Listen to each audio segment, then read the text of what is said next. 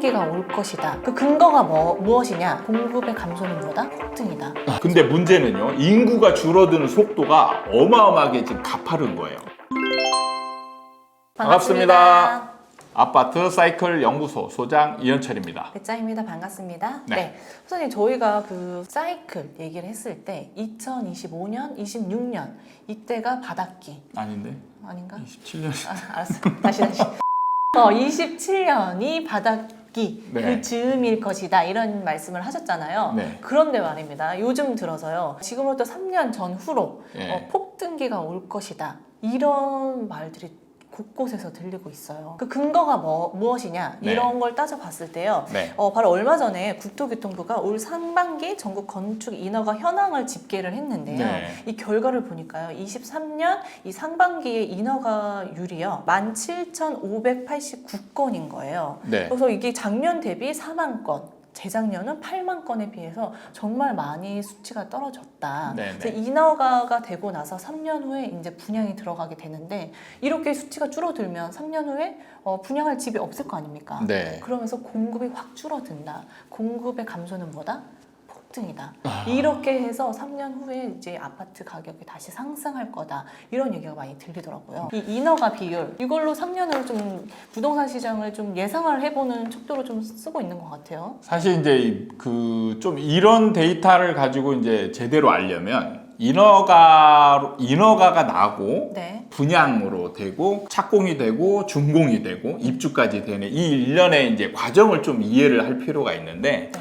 인허가라는 건 이제 주택을 짓기 위해서 관공서한테 이제 계획 설계도 내고 조경 막 이런 것들을 내서 이제 심사를 받는 거예요. 네. 그래가지고 허가가 나야 이제 그 다음부터 분양하고 집을 짓는 네. 이런 게 이제 이어질 수 있거든요. 그래서 인허가 나는 걸 보고 이제 다음에 집이 얼마만큼 지어질 수 있겠다라는 거를 척도를 삼는 기준인 데이터인 거예요.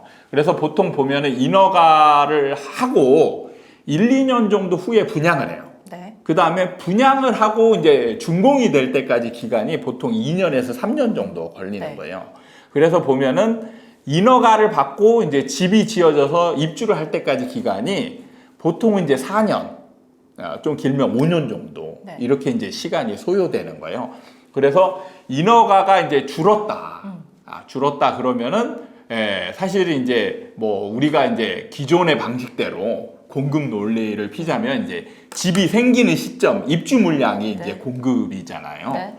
그러면 입주 물량으로 되는 시점이 지금 이제 작년부터 이제 인허가가 뭐 줄었다. 그러면 2022년부터 치자면 네. 4년 정도 치면 이제 2025년, 26년 이 정도가 이제 말씀하신 공급 부족 때문에 이제 폭등한다. 이제 이런 논리를 피는 분들이 이제 있는 것 같아요. 그랬을 때 자, 이런 걸로 이제 시장을 분석을 하려면 첫 번째, 이 인허가 수치가 정확하게 시장의 가격 상승 흐름과 일치하는지를 일단 봐야죠. 그러니까 만약에 인허가가 늘었어요. 그러면 그게 한 4, 5년 뒤에 폭락해야죠. 그 다음에 인허가가 확 줄었어요. 그러면 4, 5년 뒤에 폭등을 해야죠. 뭐 지금 인허가가 이제 줄었다라고 얘기하는데 과거의 인허가 데이터가 다 있어요. 그럼 그걸 가지고 시장에 우리는 이제 언제 하락했고 언제 상승했는지는 이미 어느 정도 알고 있단 말이에요. 과거는 다 알고 있죠. 그러니까 서울 기준으로 했을 때 2008년부터 한 13년까지 하락했고 2014년부터 21년까지 이제 상승을 했단 말이에요. 네. 그러면 그러면 이때 인허가가 지금 그냥 만약에 인허가 논리로만 핀다면 2005년부터 2008년, 9년 정도까지는 인허가가 엄청 많이 늘어나야 되는 거고 2010년부터 한 2017년 정도까지는 인허가 엄청 적어야 되는 거예요. 만약에 그 가정을 하면 그 과정이 있어야 되는 거예요. 그런 논리를 딱 전개를 한 다음에 데이터를 보는 거예요. 네. 그게 일치하는지 한번 보도록 하겠습니다. 팩트 체크를 해봅시다. 네. 저희가 이걸 팩트 체크를 하기 위해서 이제 인허가 물량 데이터를 한번 찾아봤습니다. 그래서 우리나라의 중심인 서울 기준으로 13년부터 이제 23년 상반기까지의 물량 데이터를 뽑아봤어요. 그래서 아까 논리대로 한다면 인허가 물량이 줄어들면 3, 4년 뒤에 폭등하고 인허가 물량이 늘어나면 3, 4년 뒤에 폭락하고. 근데 지금 보면 이제 가장 눈에 띄는 그 수치가 보통 이제 서울이 6만 건, 7만 건 정도가 이제 평균치로 보이는데 딱 눈에 보이는 게 17년에 11만 3천 건이 눈에 보여요. 정말 많네요. 네. 그리고 앞뒤로 16년에 15년에도 10만 건이 넘었고 16년에 7만 4천 건, 17년에 11만 3천 건. 3년 연속 엄청난 이제 물량이 인허가가 있어요. 그러면은 이 뒤로 3년 정도, 15년에 4년 정도면 19년이죠. 그러니까 19년부터 폭등하기 시작한단 말이에요. 그러니까 이미 지금 인허가와 시장의 가격과는 연관성이 이미 여기에서 깨져버리는 거예요. 이 논리의 모순이 뭐냐면 수요를 고정시켜 놓은 거예요. 거기에서 문제가 생기는 거죠. 그렇죠. 그게 문제가 생기는 거예요. 자, 이거의 문제점이 이제 크게 두 가지가 있는데, 제가 주장하는 논리가 아닌 기존 전문가들의 논리로 하면 실거주 관점이죠. 실거주, 실거주 관점에서의 공급 논리와 수요 논리를 잘 보자면, 이게 이제 어느 정도 좀 통했던 거는 뭐냐면, 2020년까지는 우리나라 인구가 늘고 있었어요. 인구가 증가하는 측면에서는 자, 기존의 아파트들에 살고 있는 사람이 있어요. 그런데 우리가 이제 가끔 생각해 보면, 야, 신규로 이렇게 계속 집을 지으면 집이 남아 돌아야 되는데 계속 부족하대. 이 논리의 핵심은 뭐냐면 인구가 늘고 있기 때문이에요. 그리고 거기에 이제 더불어 세대수도 증가하는 거죠. 그러다 보니까 집이 부족해도 신규 주택이 계속 늘어나도 수요는 충분하기 때문에 이게 어느 정도 통용되는 논리였어요. 근데 문제는 이제 이게 인구 늘어나는 게 이제 달라졌단 말이에요. 우리나라 인구수가 이제 가장 많은 시점이 언제냐면 2020년 11월이에요. 5,200만 좀 넘는 이 정도 수치를 기록하고 그 다음부터 이제 인구가 지금 전체 인구수가 줄기 시작했어요. 근데 문제는요, 인구가 줄어드는 속도가 어마어마하게 지금 가파른 거예요. 그러니까 2021년에 3만 명이 줄었고 2022년에 5만 명을 줄고 2023년에 지금 11만 명이 줄어요. 지금 속도가 점점 가팔라지네요. 지금 속도로 가면 2024년에는 20만 명이 줄을 거고 25년에는 30만 명이 줄을 가능성이 많아요. 인구의 감소의 문제가 이제 점점 영향을 좀 미칠 만한 수치네요, 그게. 그렇죠. 그러니까 지금 이제 앞으로 한 3, 4년 뒤쯤 되면 아마 평균 30만 명 이상 인구가 이제 매년 줄어들 예정이에요. 자, 인구가 우리나라가 주택 수를 가정할 때 2.1 가구당 한 가구예요. 그럼 그냥 2명 친다면 30만 명이 줄으면 15만 가구가 줄어드는 거예요. 무시 못할 수치네요. 그럼요. 이게 무시 못할 수치인 거예요. 그래서 실거주 관점에서 보면 이제 15만 채씩 이제 집이 남아도는 상황이에요. 이거를 기존의 인구가 늘어날 때의 시장 논리로, 수요가 충분하다라는 논리로 이렇게 이제 얘기를 하면 문제가 생기는 거죠. 실거주 관점이 이제 없어졌다. 약간 이게 줄어드는 게 문제긴 하다. 어쨌든 인구수가 줄어드는 거니까. 그렇죠. 근데 또 아까 전에 말씀하신 것 중에 인구 증가도 증가였지만 세대수가 또 증가를 했었다 말씀을 하셨잖아요.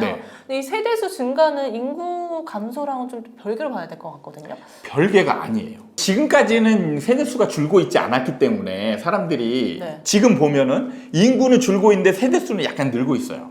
그러니까 인구수가 감소해도 세대수가 늘면 된다 이런 논리로 피는데, 제가 장담하는데 이제 세대수가 줄어들 거예요. 인구와 더불어 세대수도 감소할 것이다. 왜냐하면 자, 세대수 증가율이라는 게 있어요. 그러니까 이제 꺾이려면 세대수가 예를 들어서 매년 뭐 한 3%씩 늘어났다. 그러면은 자, 지금 같은 경우 몇 프로가 늘어나면 0%대, 0.2%, 0.3% 이렇게 늘어나고 있어요. 그러니까 지금 비중이 예년에는 2%, 3% 늘었다가 지금 0%대. 그러니까 증가하지 않고 있다는 거죠. 그게 뭐냐면 인구수가 줄면서 이제 증가 추세가 늘어나고 이게 정점을 찍으면서 세대수는 느리게 다시 하락으로 돌아가게 돼 있어요. 인구수는 비례하는 거예요, 이거는. 이 세대수 증가 또한 인구수와도 비례하면서 늘어났다 줄어들었다 하는 거죠. 그렇죠. 그러니까 지금 1인 가구, 2인 가구가 늘어나면서 세대 수가 이제 증가했잖아요. 네. 증가했는데 이 증가라는 건 인구수의 그 폭 안에서만 움직이는 거예요. 예를 들어서 인구가 3천만 가구인데 세대 수가 3천만 가구 수가 될 수가 없잖아요. 어찌됐든 그 절대 그 양 안에서 그렇죠. 결혼하는 인구가 그냥 다 결혼 안 하고 혼자 살 때만 이게 가능한 수치인 거예요. 결혼하고 같이 살고 있는 사람들이 있잖아요. 지금 네 가구, 세 가구짜리도 많은데 이거는 논리상 불가능한 거란 말이에요. 그게 바로 지금 거의 올해 정도까지가 세대수 증가의 정점인 거예요.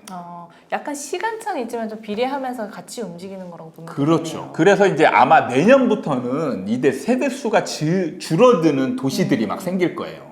수요 관점에서 봤을 때 첫 번째 문제는 실거주 관점이 있고 네. 두 번째 문제 또 어떤 게 있을까요? 두 번째는 제가 우리나라 주택에서는 실거주는 1도 없다라는 얘기를 했잖아요. 네. 투자 관점이에요. 투자 관점이 뭐냐면 자 예를 들면 실거주 관점으로 보자면 서울 기준으로 거래량이 2020년과 25년, 21년에 거래량이 15,000건씩 찍었어요. 1년에. 네. 예, 서울에. 네.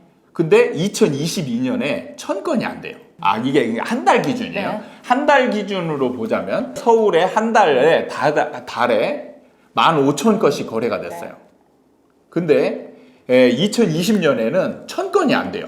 지금 기준으로 생각하면 15,000건이 상상도 안 되는 수치이긴 하네요. 그러니까 이게 이 수요를 자 실거주 관점에서 보면 말도 안 되는 거예요. 서울의 인구가 지금 10배 이상 폭락을 해야 지금 되는 이 수치란 말이에요. 그렇죠. 네. 근데 서울은 지금 줄고는 있지만 지금 여전히 거의 1,000만 인구가 유지되고 있는 상황이란 말이에요. 네. 그렇기 때문에 수요는 오르락내리락 하는 거예요. 그럼 뭘로 가지고 움직이느냐?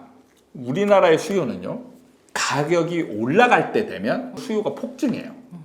폭증합니다. 네. 그래서 가장 정점이었던 상승장이 가장 정점이었던 2020년, 21년에 수요가 폭발하는 거예요. 그리고 나서 떨어지기 시작하니까 수요가 폭감하는 거죠. 그러니까 수요가 줄고 늘어난다는 어렴풋이 알겠지만 이게 이 수치를 보니까 폭감하는 이 양이 어마어마하게 좀 그래서 지금 것 같아요. 2023년은 상승장이라고 얘기하는데도 불구하고 3,000건대예요.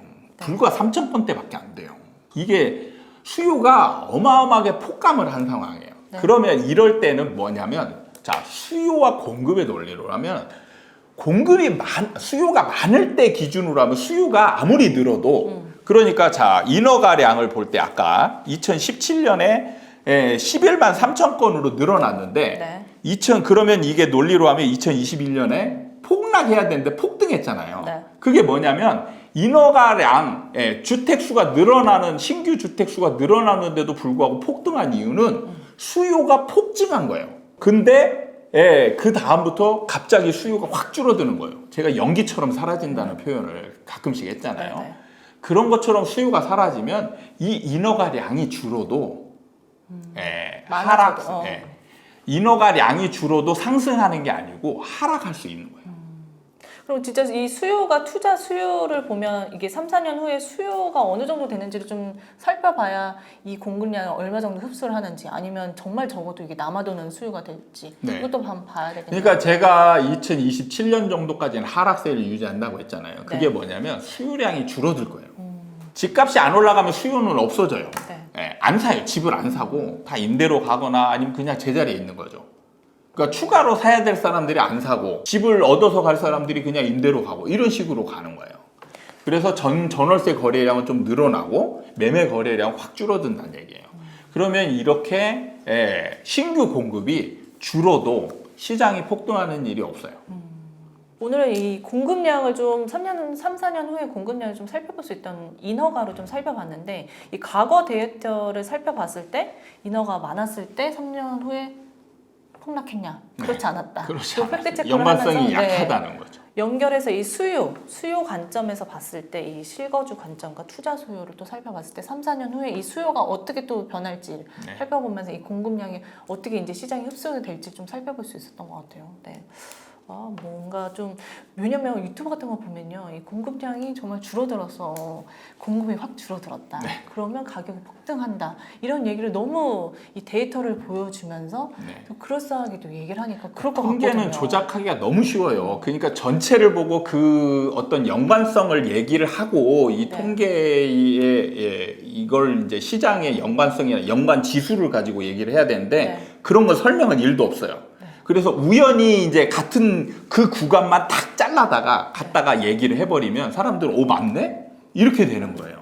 왜냐면 수치를 보면 정말 줄어들었거든요. 네. 정말 부족할 것 같거든요. 네. 알겠습니다. 오늘 시간은 이렇게 마무리하도록 하겠습니다. 도움이 되셨다면 구독과 좋아요 부탁드리고요. 다음에 또 찾아뵙도록 하겠습니다. 감사합니다.